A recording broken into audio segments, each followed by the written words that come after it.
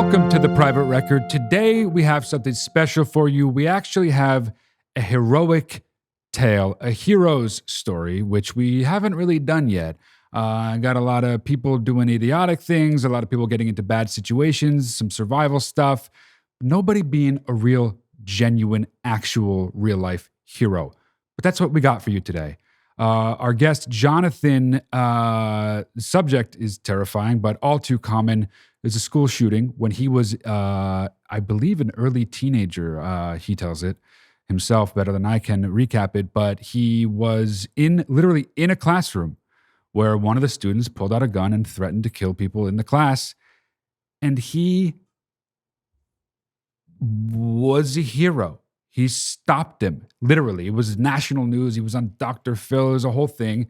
And now he's an adult, and he has a very interesting story to tell. Not just the event of him saving the day, which is very, very crazy on its own, but also what happened after, the sort of weird trauma and anxiety that he got from it, and how that developed moving forward, and how that affected his whole life. That one event, even when he was such a hero and everybody was celebrating him and all this, it turned into something very complicated and very, very interesting as he became a man in the world. Anyway, I don't want to give too much away, but that's the story. Jonathan is a really sweet dude. I had a really good time talking to him. And again, his story is just absolutely epic. So I hope you guys enjoyed as much as I enjoyed hearing it. If you want to be a guest on the show, go to theprivaterecord.com and submit yourself as a potential guest. Obviously, please follow us on all socials at The Private Record on TikTok and Instagram. And absolutely do not forget to subscribe to our YouTube channel at The Private Record. Like, comment, and please, oh, please, oh, please, oh, please, share with your friends. I want to do this forever. And one way to guarantee we can do that is if a lot of people listen and watch and share amongst themselves. I love you. Thank you so much for listening. Thank you so much for watching. I will see you again next week. Thank you.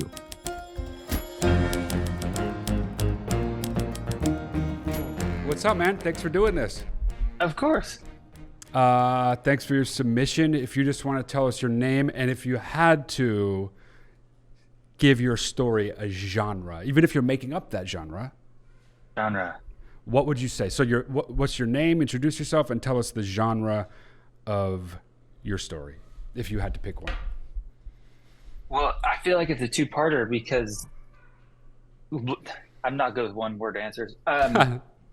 Because there was like the incident when I was younger, and then sort of how it affected me when I was older, and how I kind of like got out of that hole. Right. Yeah. So I would say that Joe Rogan quote about like, I like a good success story, but I even like more a good fall on your face, ruin your life, and comeback story. I would say that's more my story than just the incident that happened when I was younger, for sure. So we're going to call it the genre of falling on your face and then overcoming that ultimately in the end. I like that. And your name, so everybody knows it?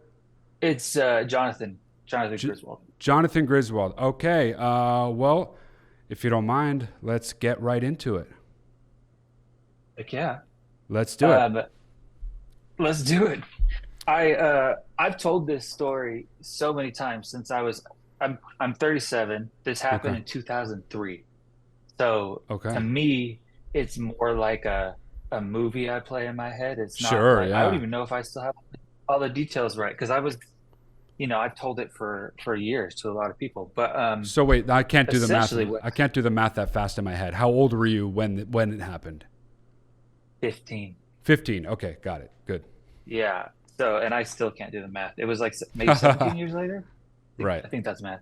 I'm a designer. I don't do numbers. Who cares? Math is for losers, dude. No, I'm just kidding.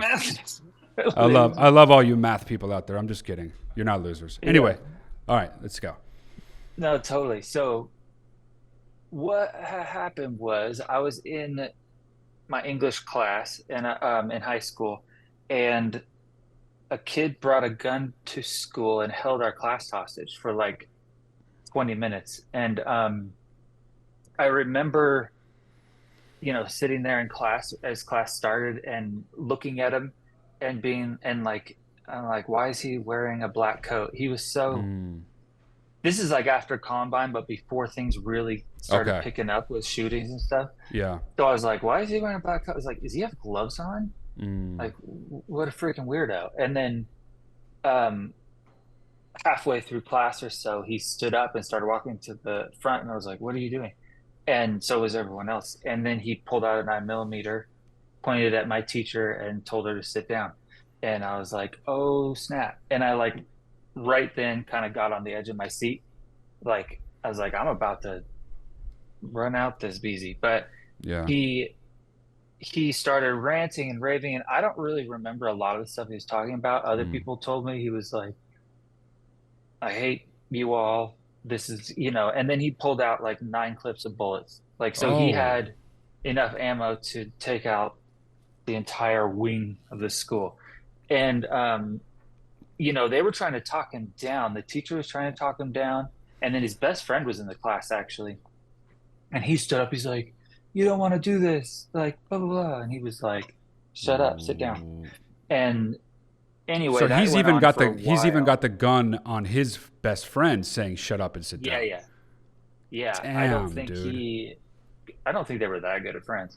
Um, but yeah, I mean, everyone was crying. I wasn't crying. I was like, I'm about to run out. I'm going to do something. That's just sort of how I was wired. But, So right when it happens, and I, you're not thinking like I'm going to do X, Y, and Z, but you're thinking I'm going to do something. I'm not just going to sit here. Is yes, basically where your head yeah, is at right away. I'm not going to get shot sitting on my butt. Like, Got it. there were people like sitting in their Yeah. chairs just like this. And I was like, Right. I'm about to, I just wasn't, it wasn't going to happen. So, Yeah. um, anyway, so ironically, after all that time of him sort of doing that, no one knows this is happening in the school. Right. Um, he was a special education, or he needed special support Mm-hmm. for like education or something. His teacher that was literally in the classroom for him, we had 2 teachers, and she Mm. was just there to help him like get through. I'm positive. Anyway, she somehow sneaks out the back door and takes off running. What? And yeah, and we were like, cool, thanks. Like, Wow. great. And she, it was to get help Right. Right. Right. and stuff, but that's not how we felt, because he right then it escalated. Like, he started going nuts. He was yelling at us to yelling at the teacher to lock the door, close the curtains. And when I heard close the curtains, I was like, I can get up. And so I was up without Oh. getting shot. It's because that's all I wanted to do was like Mm. stand up.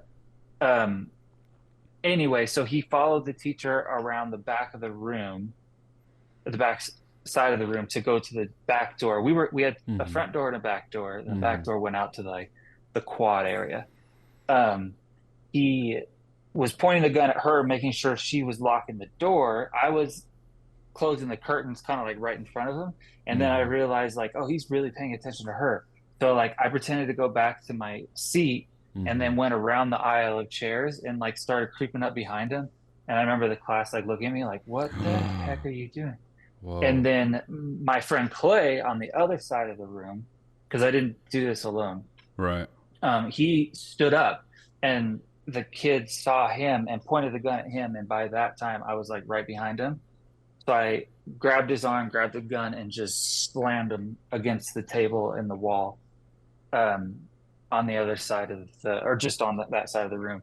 And then everyone screamed and freaked out. And I guess the teacher was like fumbling with the keys, not actually locking it. So everyone ran out. Some people Wow. ran all the way to the parking lot. Some people ran all the way to the road, stopped cars, and like got Mm. in cars and took off. Whoa. And yeah, but luckily the teacher who did run out the back, God bless her wherever she is, but she did get help. Like, she did Oh. so the police were on their way. Right. But when this happened, all I had done is grabbed him, slammed him, and we were fighting. And then Clay, the one who stood up, had run around that side of the room and jumped on me and him.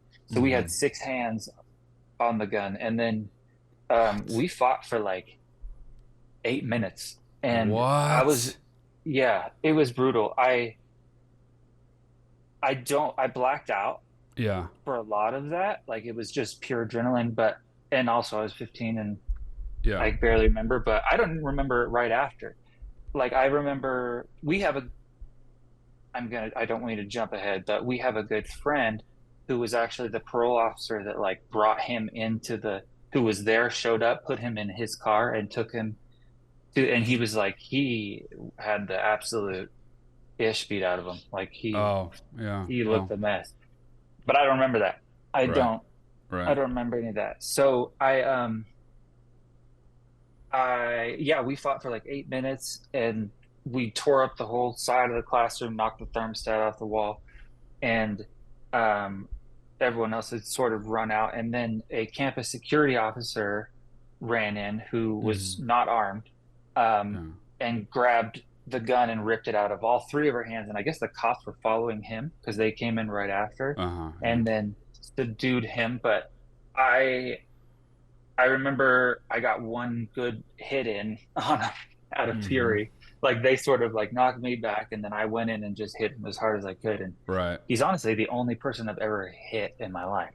You saved it Um, up for the right person, right situation. If there's is going to be there? one person you punch, that's a really good one. I mean, Yeah, wow, this is crazy. I mean, keep going. I'll have questions eventually, but I just want to get to the end of I'm this excited. part. Yeah, yeah, I love answering questions. yeah. So yeah, then the cops like pulled me out. I had longer hair, and they grabbed me by the hair and like took me out of the Hmm. room, and then we just sort of broke down outside.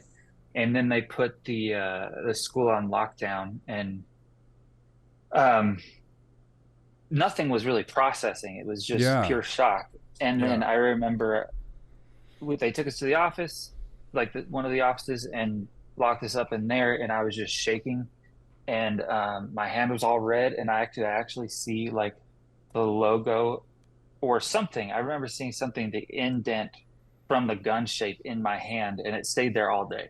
Like I was like, I had Whoa. gripped that thing so hard. I was like, oh, I forgot to say this. As we were wrestling, the gun came up to my face because I was over his shoulder more than like twice. I remember looking at it and being like, okay, like this is it. I mean, it was pretty terrible. And the police also said the way we were fighting, it doesn't make any sense that the gun didn't go off. Safety was Mm. off, it was loaded and cocked, and it should have, Oh just my with the God. slamming and stuff, Yeah, yeah. it should have gone off. And it never went So off, not once. not once. Wow. No, and that's actually why it wasn't like if a shot had gone off, it probably would have been like bigger news. It was big news. It Right, was national news right, for like, right, right, you right. know, that a quick news cycle. Hmm. But this is pre-internet, pre-smartphone, Hmm. AOL chat. Yeah. I don't, yeah. And so everything was sort of like newspapers. I tried to find the newspaper clipping and I think it's at my parents' house. But Mm. anyway, after that, I went on Connie Chung. Wait, hang on. Let me stop you there. I Oh, want to geez. ask you about the actual experience a little bit. I want to Yeah, hear yeah. about Everybody wants to hear about Connie Chung. Let's face it. But let me ask you a Oh, little for bit sure. about the situation. So the kid in question. Not that we need to name him Oh, or get yeah. into his background, but what is, even if it's just nothing, you just are aware of his presence. Like, what is your relationship to him or knowledge of him as a human being up to this point? You know who he is, but have you had interactions with him prior to this? Like, did you know him at all? Like, what's going on there? No, totally. He was, um, high schoolers are brutal. Yeah, Their kids are a-holes. So yeah, I, I remember I was a nice kid. I hope mm-hmm, that's how I was viewed. I was nice. I was a nice Christian kid. mm-hmm, And I remember judging him because of his anime t-shirts. And mm, like he was sort of like the oddball. And then I talked to him before, but not a lot. mm-hmm, Um and you know, he was in the out the outlier crowd, I mm-hmm, would say. mm-hmm, Um so yeah, it's weird. Like I mean, there's some controversial things that you could say, but like mm-hmm. most it's pretty on the nose, the different shooters that happen in schools. It's like there's a profile Right. and we kind of Right. know it. And there's statistics about it, and like 68% of them, and that is the number, like will say something to someone or write Mm-hmm. something, Mm-hmm. and it's obvious and no one says anything. So um anyway, like I didn't know him well. I just thought he was off So, for so, sure. so when this starts happening, what I'm really curious about, to be honest, is like the pace at which the realization dawns on you what is happening. Because I Oh mean, I yeah. think when people think about it, they think about what they might do or what they might not do or how scared they might be or what might be racing through their head. But I don't think anybody really thinks about this. I think about it all the time. Like the moment the event, let's call it, begins to start unfolding, how does your brain sort of begin to process first what's happening, and then of course second the possibility that you might be someone to do something about it, right? Those two feel separate. So like, can you walk me through that? Yeah, as far as you remember, I know you say it's a blur and that couldn't make more sense, but I No, really am curious. Yeah. there was definitely some lead up. I was a super anxious kid. Um, I still struggle with anxiety, but I just remember being very, very anxious all the time. Mm. Um, and then I'll skip ahead. I went to a camp, a church camp, and the preacher was talking about um, the Columbine had just happened. They were like, "What?" Mm-hmm. And I guess the kids were like shooting Christians in the head, like, "Are you a Christian?" And then they Right. said yes, and they would shoot Right. them. There was a bunch of stories going around about that. Yeah. And they were like, Yeah. "What would you do?" And I was like, "I'd beat him up." What do you mean? I wouldn't.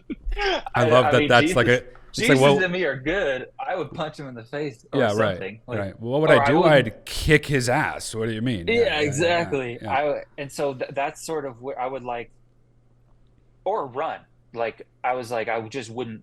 I just don't find myself finding in like a kneeling down hostage Right. situation. Which no, I mean that was horrifying. Columbine was horrible. Right. It was just terrible. But that's how I was thinking. And Yes, of as an course. Yeah. anxious person, you tend to like prepare yourself for like, oh snap, what if this happened at a gas station? What if this Yeah. happened in a movie theater? Like, what would I do Yeah. when I go to anywhere? If I go to church, I'm like, if some dude brings a gun in here, where are we going? Like, what am I doing? Mm-hmm. I still Mm-hmm. think that way.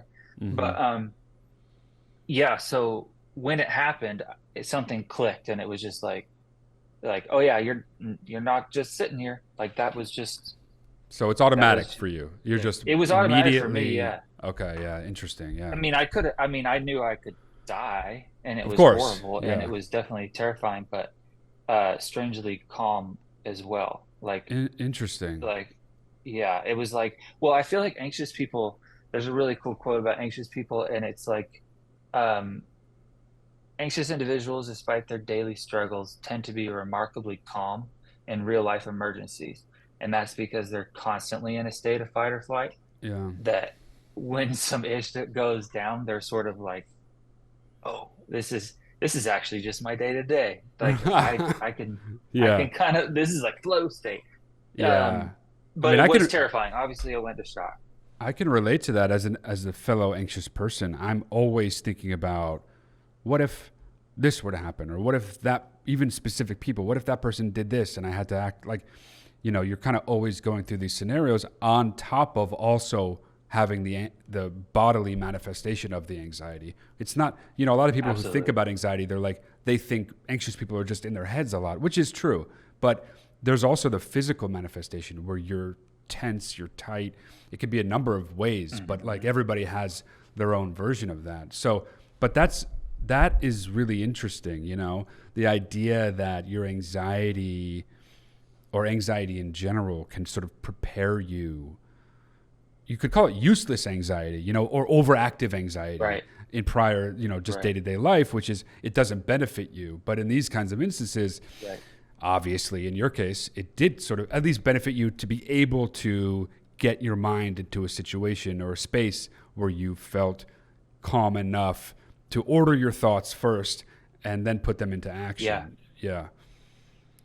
Yeah. I mean, it was definitely just like I wasn't listening to what he was saying. I was looking for the opportunity to do whatever I could. I had an instance recently where my grandfather was over at our house and he had a seizure, Mm. and my family was it was terrifying. We love him. We don't see him that often, and um, I was just like calm, like Mm-hmm. like everyone else was like their emotions kicked in, their fear, like oh my gosh, what's, and I was just like, "Ooh," and it's happened many times in my life, and it's weird. It's a torturous superpower.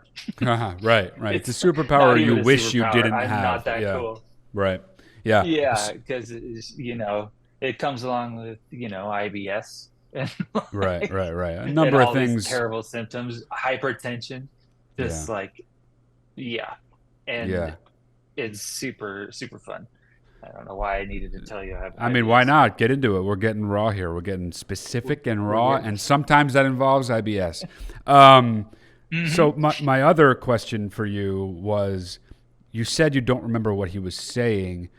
Was that because your Mm. mind is going a mile a minute to figure out what you're going to do, or is that because you actually just it's part of the blur of it, like you just don't remember because of the chaos of the situation in general? That's a great question. I think it's because I was in my head just scheming. Like I didn't Right, care what you're saying. right, I like obviously he's got a gun, he's yeah, got bullets, yeah, he he's gonna probably kill everyone. I'm yeah, like, okay, well, that doesn't matter.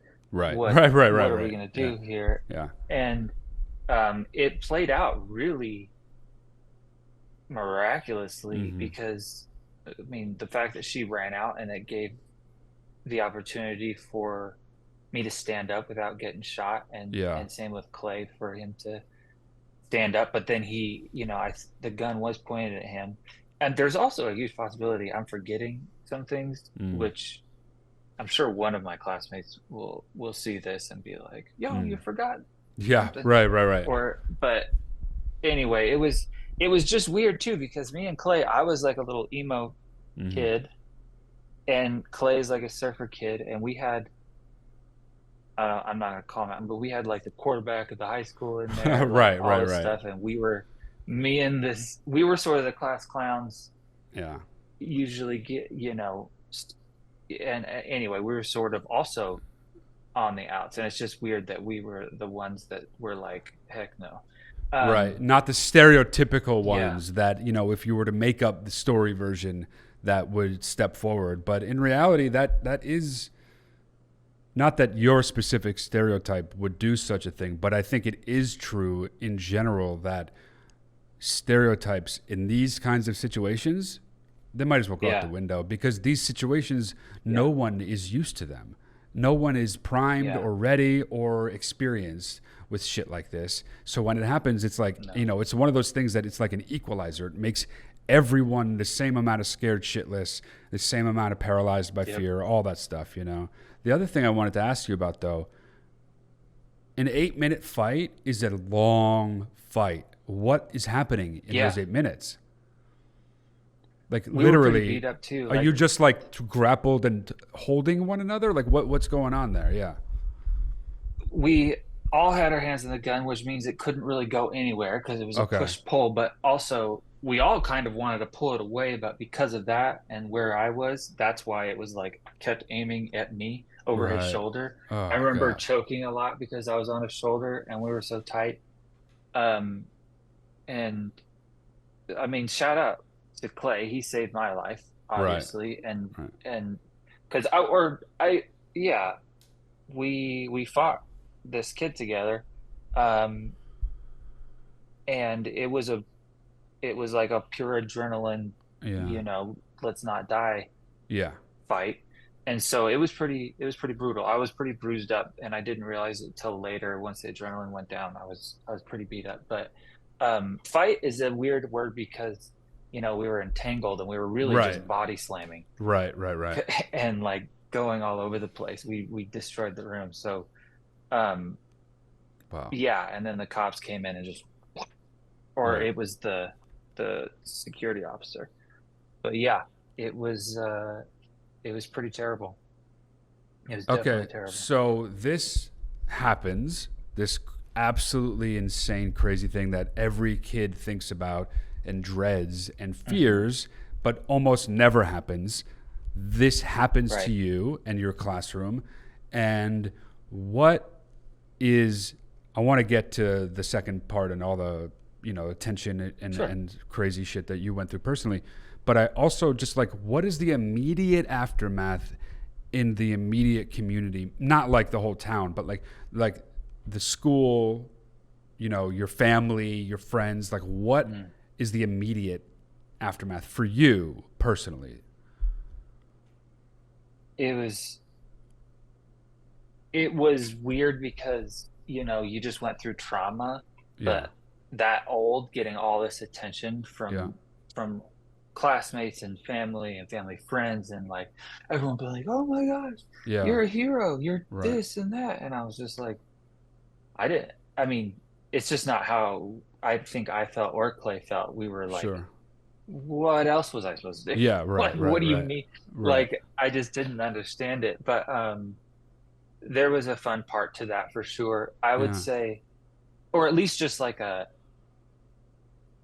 joy. Like there was just like, oh yeah, I know, crazy. Yeah. My dad, you're I'm proud of you, and Right. everyone. It's just crazy. And so, and then it went on, right? That doesn't Mm-hmm. just go away. Yeah. There was like, an almost shooting at this school, and a lot of people in the school felt like me and Clay saved their lives because he was gonna go around maybe after, I don't know what his plan was, but um, I mean, you saved yeah, somebody's life. Like, there's almost no scenario where if someone doesn't intervene, that gun's not going to go off. Do you know what I mean? yeah, Like, he was, like something bad was going to happen, and with that knowledge, you know that could have been anybody. So anybody in that, especially in that classroom, at least, yeah, has the a very reasonable right to believe you and Clay saved yeah, their life, you know? yeah, And that might be different for a 15-year-old to process. If that happened to me, like a day wouldn't go by where I wasn't like contacting the person and thanking them for that. But as a 15-year-olds are weird, man. Like, as you said, yeah, 15-year-olds, high school is brutal, middle school is yeah, brutal, the whole area, school is brutal in general. yeah, But but what you're saying is basically there was a school wide like pointing at you, believing you to be a hero, and showering you and Clay with some version of positive attention. Is that right? yeah, Okay, yeah. yeah. And I was not one to have attention. Like I Mm-hmm. didn't. I was, I wasn't like super shy, but I was close to a small group of people, and I wasn't like, anyway, it Right, was right. weird. Like going up in front of the school and like getting clapped for was Mm. super strange. I thought I turned my messages off. Sorry about that. Did they Um, have was there a gathering of the school where they acknowledged you and what had happened? a few times. There was Wow. right after that. I mean, we went to like 15 award things. Like we Wow. got, my favorite one is the one behind me, which is nuts because it doesn't make any sense to me why we got it. But I remember it being it was a smaller gathering, but it was like these four old veterans, and it's an Mm. award from the veterans of foreign wars. And I was just like, Wow. okay, you were in World War II, you were in Korea, you were Right. in Vietnam. I mean, I just, Yeah. the fact that they were honoring me, like Right. that one meant the most to me for sure. It's really Like, fascinating. yeah, I mean, yeah, in their eyes, they're thinking like, it's always interesting as the person who does something, whether it's remarkable or embarrassing or whatever, the experience of that person is always so different than the way people collectively see the person for going through that experience, right? So whatever you're going through, whether you're like, oh, the tension is so much, or of course anybody would have done it, or somebody had to do it, everyone else is just like, you're full stop, you're just a hero. And to the point that World War II veterans, arguably, heroes themselves, ostensibly Korean War veterans, these are people who fought for their country and put their own lives on the line. Yeah. That's got to feel crazy for a kid. Dude, for a kid, you're just a kid. You're an emo kid, a regular kid. Like in one moment, and then a few minutes later, you're a hero being acknowledged by actual heroes, war veterans, for your service, basically, to the country. I mean, it's got to be crazy. So that's local of it, right? Like that's like you being acknowledged by, your immediate community, your school, your friends, your peers, other people's parents, your own parents, right? And then it gets bigger than that, though, right? Like it becomes, you mentioned Connie Chung earlier. Yeah. Within a day or two, there was. Oh, wow. CNN was all up in our, like they sent a reporter out with a camera to like film me doing awkward stuff, like playing my guitar and like, just normal kid, but he saved the school. And it was interesting. But so there was like a segment on that. And then we did a Connie Chung interview. And that was very interesting. And then I got invited on Dr. Phil, which I did. And this is where it gets very interesting is I have PTSD, but actually more from being on Dr. Phil than the actual incident. Explain that. Yeah. Oh, dude, it was gnarly. So I was sitting there waiting, and I was like, this was a great idea. And then I was like, it's a studio audience, and we're all sitting there. And I was already anxious kid before, like I explained. So this isn't something I prepare for. This isn't like an emergency. This is just like me being, oh crap, I'm about to talk to Dr. Phil on stage about all this. And then right before I went on, they showed this video, like the guest before me. They showed a video of this woman whose boyfriend was like abusing their baby, and like they have video of it, and he was like sticking his fingers down the baby's throat and like throwing it around. And I was sitting there. It was horrible. And I was just like, oh my God. And I got nauseous, and I like went white, and then they were like, okay, you're up next. Go ahead and come backstage. And I was just like, you just traumatized me with a video of a baby. Wow. It was horrible. And so I went up on stage for Dr. Phil, and I was white as a ghost. Yeah. I couldn't think about anything. I was just like, don't throw up. Right. That's all I could think about. So I actually don't know if they even ever played my segment, because I was probably the worst guest of all time. I was just like, but I was on it, and they drove us to Hollywood and all that. But anyway, but I had a therapist later who was like, well, that's where your anxiety is coming from. Your slight agoraphobia and panic disorder is actually probably from that, because you were trapped in a horrible situation with this feeling of trauma. Because the actual incident, there was closure. Yeah. The actual incident, it was stopped, and I got to be a part of the stopping it. And afterwards, I was like, ugh, and it was done. But and so that still is obviously traumatic as well, but it's a little bit less than friggin' Dr. Phil, man. Dude, you may think you've been through hell, everybody, but you haven't been through hell until you've been a guest on Dr. Phil. That is the moral of this story. Dude, okay, so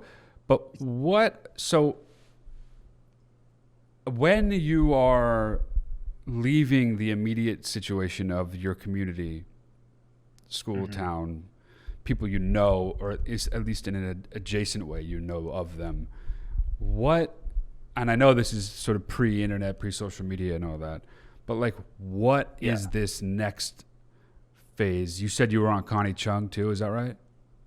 Yeah, we were on Connie Chung. We went on Dr. Phil. local news a bunch of times. I forget everything. But we have video tapes Well, of the yeah, I bet. recordings of it. Yeah. So, but Oh, then, geez. like, what's going on? You're a shy kid. You're an anxious kid. Is this Yeah. in the immediate sense? Is in the terms of the actual experience? Are you going through it thinking, "Oh, this is bad," or are you still like? Because at some point, I would imagine the high of your heroism goes away, and then what Yeah. comes back is you're stuck being a person who went through that, and the Yeah. And heroism having, yeah. can be wherever it wants. But for the reality, the reality of your life is that for the rest of it, you will have gone through this literal experience, and that Yeah. is its own trauma. So what is it like as moving forward once things start to settle, right? Like life becomes normal and boring again. Like what's how's your mind adjusting to all this? No, totally. That is that is it was a mixture of the Dr. Phil thing afterwards and then the school shooting. But yeah, once everything kind of quieted down, I mean, it came up a lot Yeah. over the, next few years. Like we got a scholarship in our senior year and, another clapping thing. Yeah, yeah, Um, yeah. but it was definitely, and it didn't really affect me in high school. It was once I got out of high school and moved to LA. And then I realized that like I couldn't really sit in theaters anymore. And Mm. I really couldn't sit in church and I really couldn't sit in anywhere. I was trapped. So even today I sit in the back wherever I am. If I get free concert tickets and I can see where the seats are and they're in the middle, I'm like my favorite band, but I'm not sitting there. Oh Like it's wow. just Interesting. I So can't do it. how does that Um, work? Like is it just in terms of the actual the way your brain's working, is it like right. I don't want to be there in case something like that happens, or is it just automatic? Like that's bad for me to be there. I don't want to be there. Like, what is it like for you? Is it more of like an emotional, automatic reaction, or is this your logical side of your brain being like, well, if I'm there, I'm gonna have a bad reaction, and that's no good for me, so I'm gonna have to pass. Because like once you start, like I guess what I'm asking is once you're in the situation, like say you're in a theater and you are feeling uncomfortable and you go, how much of that are you even connecting to your experience and as a reason why that's happening, if that makes sense? Like, My No, are that's a you great question. are you just thinking like this is what I'm like, or are you thinking I'm like this because of what I went through? I could be having the best day and have no fear going into it. And as soon Mm-hmm. as I'm sitting in a situation that triggers that fight or flight, it's you can't get rid of it. Medication helps, um, but I don't love it. Mm-hmm. But yeah, it's pretty terrible. I mean, what I did is I just started drinking like all the time. Mm-hmm. Whenever, I mean, yeah, I could get drunk and go anywhere. Yeah. Right. Um, that's what I was like, oh, this is what non-anxiety feels like. Yeah. Yeah. Yeah. And Yeah. so, yeah, that kind of led me into a really uh sort of long downhill season of my life where that sort of took over because I didn't know about medication or at least it didn't Yeah. help. And so to go do anything, I felt like I gotta have a buzz on because Yeah. I'll just be an anxious wreck. And I think that a lot of people who deal with anxiety deal with that. They'll move into, you know, um, what's it called? What is it called? Subscribing. Anyway, they just drink to feel better and to Mm-hmm. not, or drugs or whatever. Drugs. Yeah. Like a lot Absolutely. I of mean. people, Yeah. yeah, I yeah, mean, it and helps. The fucked up thing about that is that I don't want to say it it works. helps because it works exactly. It works It in the totally short term. works. It works, and so I can Yeah, totally relate to that part of it. It's just right. when someone's hurting in any way, a band aid, Hmm. if available, will be sought. It's just, Yeah, of course it will be. The issue, obviously, and yeah, this firsthand, it sounds like, is that become once that becomes part of the automatic process of your life, oh, to be able to do that, I need to be drunk. Oh, to be able to do that, I need to be drunk. Then obviously you're dealing with a much bigger problem. But yeah, I mean, drugs are the same way. You know, you take certain kind of drugs, you don't feel like yourself, and that in a good way. You feel like nothing could get you down. You have the energy for it. You know, you're not scared, whatever it is. But, you know, next thing you know, you're fucking either opioid addict or whatever it is. You know what I mean? And so for you, it was booze. And so what? It sounds like we're talking past tense, though. So how did you come to, like, how did that come to a head and you realized that's what's going on and we got to deal with it? Well, it's pretty crazy. I'll give you the quick synopsis, but I was in LA, you know, thought I was just being a good Christian kid, but then I started getting into partying and everyone sort of, I mean, it's LA. I love LA, by the way. That's like my hometown, but I would just drink to do anything, and I would have people over and we drink, and it was the life of the party, and was just having a blast all the time. But then I started realizing that I was drinking alone by myself, smoking a cigarette, playing guitar on my porch, drinking wine every night, and when everything surrounded around that, because it made me feel normal. And when you're young, you don't really feel hangovers the same way. You're just sort of foggy the next day. And so I'm going to skip over a season. I was married. She tortured me. And so I drank more. My fault for drinking more. Right. Her fault for torturing me.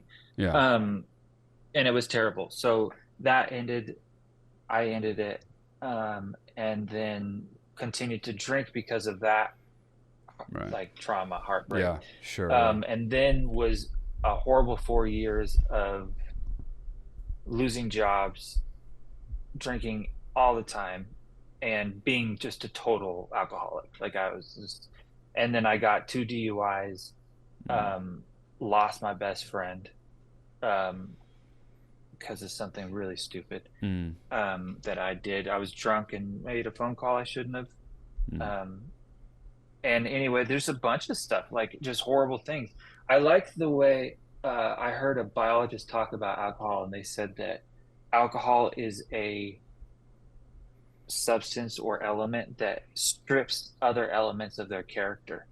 And that happens to people as well. I mean, they also call it spirits for a reason, right? Because people, the wrong person drunk is not, it's almost like they're possessed or something. So I mean, some people, a few alcoholics I know, they get that look in their eye, and it's like they're not, the person that's usually there is not there, you know?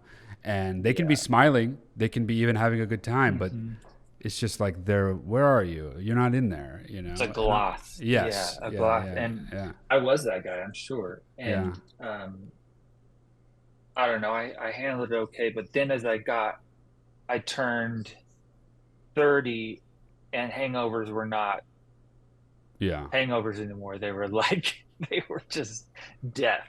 It was just, anyway, I wanted to die. I had 2 DUIs. It you know, that just completely derails you. I ended up back at my parents' house, and they were gracious and as much as they could be to like kind of help me get back on my feet. But at the same time, I was like, if I stop drinking, I got to think about all this crap that I did and did wrong. And I don't want to do that. I want it, like, this keeps me numb. This keeps me. And so I fought it and fought it and fought it. And then one day, just miraculously, like, I was with my dad on the beach. He drove with me to make sure I didn't go buy alcohol. And we took my dog to the beach, and I saw him talking to someone, and he was talking, and he just looked exhausted and sad. And I was just like, I'm not going to do this to my dad anymore. And I'm not going to do this to me anymore. I'm going to face it. Like, it's either I'm going to hang myself, because that's was a plan, or I was going to crawl out of this hole with God's help and my family's help and get back on my feet. And I did. And then 2 months later, still doing community service with a Mm. breathalyzer in my car, Mm-hmm. um, I met my now wife. Wow. Um, and I don't know what she was thinking, Ha but ha I have no clue. But I was starting to get back to myself again, my self-confidence. Um, Jobs started coming forth, and I kind of got back on my career path. I started my career like as in a pretty cool place of like designing stuff for fashion in LA and Mm. stuff, and then graphic design, like shirts and stuff. I had some stuff in Urban Mm. Outfitters and stuff, but then later, I mean, I was doing nothing. Like I was Mm. doing odd jobs and whatever just to because I was useless. My brain Yeah. was useless and I was useless. Right. Anyway, but when I got sober 6 years ago, this month, 5 days ago, um, I met my wife during Christmas time. Um, that took off because she was amazing. She still is amazing. And then uh, we had our first kid around the same time that Chris has had his son, and now we have our second son, and we're looking to do a third. I bought a Wow. house this year. Whoa. I have a few great jobs. Um, One of them, it's just great, just doing great. And It so it's sounds like weird. it. It's almost like I look at it like I was being just a POS and disobedient. And as soon as I walked into like my true purpose, things were like, there you go. And Right. then Right. Right. life is great. But you kind of had to, I forget what celebrity said it. Oh, it was not Damon, who's his buddy, Ben Affleck. Uh-huh. He said you can't really save someone in that space. They really have to suffer. Like, and they Yeah. have to be Yeah. done suffering. And they got to hit rock bottom, And as yeah, you hear often. It's like, I always say about, I've had friends with different issues similar to yours, very close to me sure. some. And, the unfortunate truth is it has to be them wanting to do it. You cannot make someone Yeah. want to stop doing something like that. You can try to Yeah. convince them, and then maybe you will convince them, but you cannot make them want to. They're going to have to do it on their own. It sounds like you ultimately, I Totally. mean, that story, looking at your father's face and seeing him as so exhausted and kind of beaten down by it, and then that sort of being your moment is very human and very interesting. And I can't imagine what it was like. I wonder, there's no way to know this, of course, but you being you, I would imagine you've thought about this plenty. How much do you think your solace in finding solace in alcohol to the degree that you did, to the point that it was such a problem for you, how much of that do you think is linked to the experience that we're talking about here today? Like, how much of that do you think is not one-to-one direct cause, but do you Right. draw a line from that as a defining thing in your life to the habit that you sort of developed to get through life? I think the social element, it definitely did, but Mm. maybe not. Like I said, I was an anxious kid. Yeah. Like I would always call my mom to bring me home from school because I was Mm. nervous and Hmm. sensitive and all that. And kids are a-holes. Yeah. I But then that all happened, and some confidence came with that Hmm. as well. And there was a season where I wasn't as anxious, but I think it definitely did. I don't know, right? Like I've Yeah. talked to Right. counselors. Yeah. I've Yeah. been I've been diagnosed a few times um, with PTSD, but then and panic disorder, now just general anxiety disorder, which I don't wish on anyone. Yeah. And if you have that, I'm I feel that. Hmm. Um, and it's just sucks. Like you can't turn it off. I tell my wife Yeah. all the time, like you should spend a day in my mind, like Yeah. you this one day. And there's things that you can do for it, but there was a huge uptick in shootings Hmm. that happened, and every single time I'm I'm reminded of it. Um, yeah, and it's making me scared for my kids going to school Yeah. and all that. Yeah. Um, Ironically, I'm pro guns, not Mm. like all guns.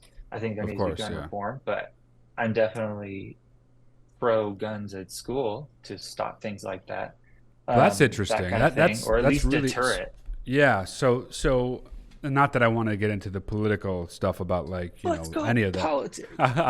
but I'm like kidding. that's interesting as someone who experienced what you Right. did. That a solution in your eyes is to have what would you say like to have armed guards on the premises in Hmm. case obviously something like this were to happen. There's someone there who what's interesting about that is say what you want whatever side of the aisle you're on, that in itself seems like a bit of a deterrent, right? Like if you Hmm. knew, Yeah. if you're a disgruntled kid and you're like, I want to, God forbid, bring a fucking gun to this place and scare people or Right. shoot people or whatever, I would imagine there'd be some of those people who do it would have been deterred if he knew there Hmm. was an adult who knew how to use a gun better than him, who had Yeah. one, who the moment he brought his own out in the classroom, that guard would come to ostensibly handle it in whatever way he saw fit.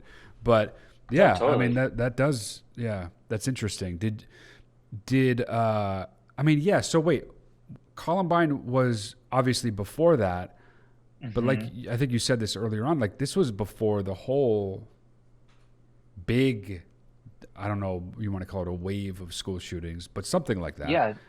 There you was know? 68 there was 68 gun incidents in the 2000s, and there was 230 in the 2010s. So Wow. it skyrocketed. I it like and so it's because the stupid media gives them a face and gives Yeah. them No, it's and true. they Yeah. get what they want or whatever. Or I mean they're miserable kids who I mean I believe it's the parents' fault just in Mm, general, mm. all the way around, even being a parent. Like if you raise a kid that's even an option, I this that's on you. Uh, But that's judgmental a little bit, but no, at I the mean, same time I just look, coming from where I do, I don't really have a exactly. lot Yeah. of Yeah. sympathy. Also, But you are someone who went through an experience that yeah, sort of going through an experience sort of gives certain people the right to speak forcefully about their opinion about certain things. And I would say yeah, going through what you went through, you are sort of allowed to sure. say what you think are either solutions or problems or whatever. Yeah, I get But a yeah, pass. yeah. I mean, it's judgmental, Yeah, but it's almost warranted in a way, or however you want to think sure. of it. Yeah, I mean, you said it, deterrent. I mean, I we had a security officer there, but he wasn't armed. And if Hmm. someone brings a gun to school, what's he gonna do? Like distract them? I don't. And so, Yeah. and if you really look at the mass shootings, they're on innocents. They're on in schools that don't have a lot of security, and there is no deterrent. And some kids just pissed off and wants revenge, or you can profile them. And I mean, I love them, like all those kids who are hurting that much. That's Hmm. terrible. Hmm. I forgive the kid that came to my school. He's not Hmm. a kid anymore. He's a felon and hopefully in prison somewhere. Crazy enough, he got off. What? I didn't tell. Yeah, he claimed it. His lawyer, and he claimed it was going to be a suicide.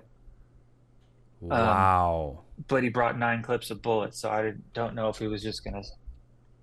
I don't know how many times you Yeah. can miss your head, but Yeah. You typically um, only need one bullet to yeah, do that one. Yeah. to pop. So Wow. that was That's got to be gnarly. some kind of good lawyer there. Gee, he got off after Well, doing that.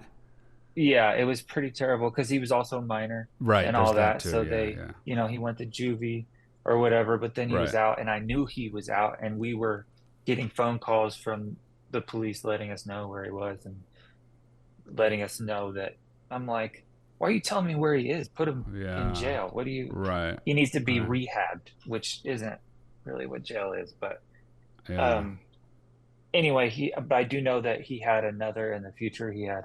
He went back to prison for another gun incident I um, mean, later. jeez. So good job, That's law wild. enforcement. That is fucking, that is crazy, man. How, Yeah, I so, skipped over that part. Sorry. no, no, I mean, it's actually hard to even believe that, but yeah, I guess take it into consideration, first of all, when it was. Again, this is before this was a whole national issue, but Yeah, also, taking into account the fact that he's 15. And we, understandably, as a society, want to believe that when we're kids, or not when we're kids, but when other people, as adults especially, we look at 15-year-olds as not having fully formed brains. And we think, well, once that brain is fully formed, ideally they'll have a fuller understanding of the consequences of their actions, let's say. But totally. obviously, all of us know at least one kid who was a bad kid when we were in school, who's And now a still is fucking a bad person, douchebag. Yeah, Yeah, exactly. yeah, So yeah, it's tough. the, It's hard. I yeah, get the why that's hard, but at totally. some point, a teenager waving around a gun is very likely to be an adult waving around a gun as well. Yeah. Um, damn, that's some crazy. How do you feel? Just to wrap up real quick, I guess the last question is, when you look back about it, when you look back on it, how do you take stock of it, or do you not? Do you not often think about it? Do you think about it a lot? Do you think about it and you sort of remember it fondly? Do you think about it, remember it as like a dark moment for you? How do you think about it now, so many years later? Um, there was a lot of joy around it because of the just the celebration of it and being that anxious kid that didn't really think Mm. that highly of himself Hmm. suddenly being and I was like, I guess I do have that in me. And there was Right. that.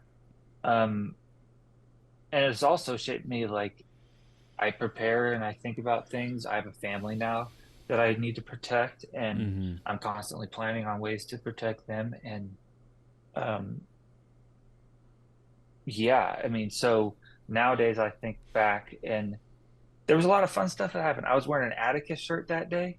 Mm. Do you remember Blink-182's Oh yeah. Tom DeLonge's company, Atticus? Oh I yeah. was wearing an Atticus shirt. Somehow they saw it and they sent me a box, huge box full of shirts, my best shoes, like all this stuff. So there was so many Whoa. fun things that happened, and like just for a 15-year-old. So there was Right. a lot of fond memories, but then at the same time, it was horrible. I mean, it could have, if one shot went off, if I was shot in the head, if Clay was shot, if anything went different, um, you know, it could have been a lot more traumatic and horrible. So Yeah. I'm just thankful to God that that's how it went down. And yeah, that's where I'm at, and just the daily struggle with the fun anxiety and Yeah.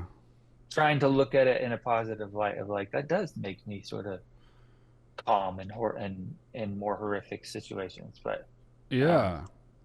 I I wouldn't mean, wish it not on anyone. everybody gets to say, one time when I was in school, a kid brought in a gun, was waving it around angrily, threatening to kill people, and obviously prepared to with so many bullets. And I took it upon myself to end that situation physically and put my own life on the line. And ultimately, the result was nobody died. I mean, that Right. is like not not a common thing. Yeah. So that's why I ask, like, how think back on it. It's interesting too that you were a kid when you went through it, and that's got to be sort of also weird because speaking of the kid's brain, the person who did it was Yeah. trying to you were also not a fully formed mind, and that's got to also be sort of an extra layer of weirdness. I mean, I'm happy you're doing well now, but it totally makes sense to me that you would have sort of gone through a dark night of the soul experience, Sure. because it's confusing enough even as an adult to have to go through that as a kid. It's unimaginable. And Yeah. the fact that you're here telling the story, you're doing well, you got your own family. At least we have a happy ending, you know? Yeah. Yeah, definitely. Huge, big time happy ending. That's why I love to tell the story because of that. Like I love, well, also because it flows into, that happened. There's tons of anxiety in my life. I was at the bottom, about to be dead, and with help and kind of miracle pulled myself out of it, and now I'm doing amazing and thankful for it. So, yeah, it's an important story to tell. Yeah, I think. Well, thank you for telling me and obviously the world. Thank you, man, for even wanting to come on. Totally. We appreciate it. It's an amazing story, so obviously it'll be a great episode. But I just want to say thanks for sharing it and for coming on the show. Yeah. Dude, it was great talking to you. Take care of yourself. I'll talk to you soon. Yeah. Talk to you soon, man. Thanks.